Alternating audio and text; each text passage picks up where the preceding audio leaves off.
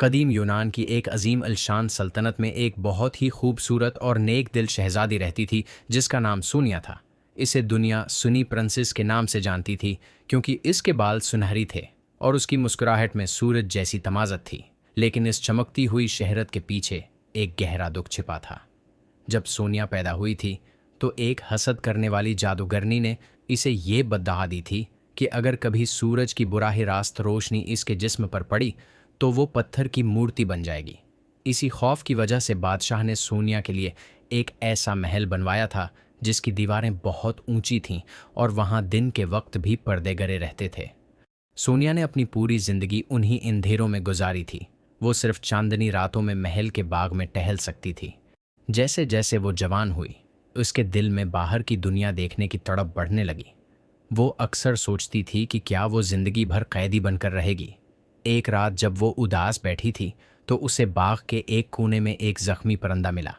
سونیا نے کئی دنوں تک اس کی خدمت کی اور جب وہ پرندہ ٹھیک ہوا تو وہ ایک دم سے ایک بوڑھے دانا انسان کے روپ میں بدل گیا۔ وہ دراصل ایک غیبی مددگار تھا جو سونیا کا امتحان لینے آیا تھا۔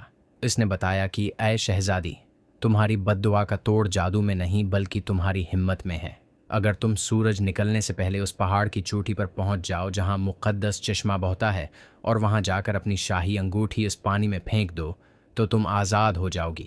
لیکن یاد رہے کہ تمہیں یہ سفر ایک عام انسان کی طرح پیدل طے کرنا ہوگا۔ سونیا نے ایک لمحہ بھی ضائع نہیں کیا اور شاہی لباس اتار کر ایک سادہ چادر اوڑھ لی۔ اس نے رات بھر خاردار راستوں اور اندھیرے جنگلوں کا مقابلہ کیا۔ اس کے پاؤں زخمی ہوئے لیکن اس نے ہمت نہ ہاری۔ جیسے ہی افق پر سورج کی پہلی کرن نمودار ہونے لگی، سونیا چوٹی پر پہنچ چکی تھی۔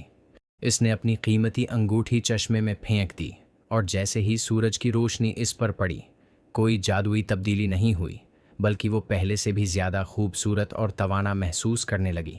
اس کی قربانی اور محنت نے اسے بددعا کے خوف سے ہمیشہ کے لیے آزاد کر دیا تھا۔ اب وہ صرف ایک شہزادی نہیں بلکہ اپنی تقدیر خود لکھنے والی ایک بہادر لڑکی تھی جو پوری سلطنت میں روشنی پھیلانے لگی۔